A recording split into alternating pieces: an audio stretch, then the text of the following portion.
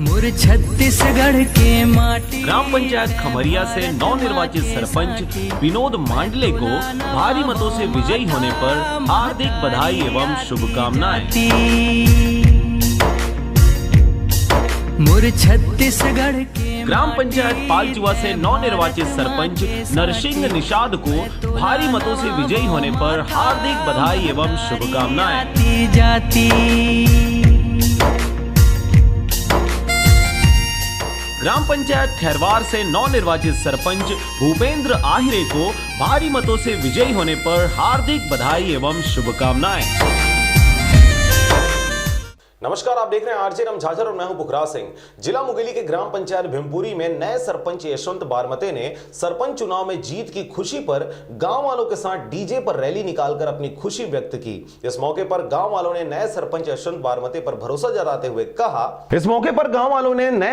यशवंत बारमते पर भरोसा जताते हुए कहा कि अब हमारा गाँव विकास की नया दास्तां लिखेगा। हमारा सरपंच एक ऐसा सरपंच है जो सहनशील है, लोकप्रिय है, जैसा सरपंच चाहते थे वैसा ही सरपंच बना है। इसलिए गांव-गांव गली-गली में जाकर धूमधाम से डीजे के साथ नाचते गाते हुए शानदार रैली का प्रदर्शन करते हुए लोगों का आभार व्यक्त कर रहे हैं।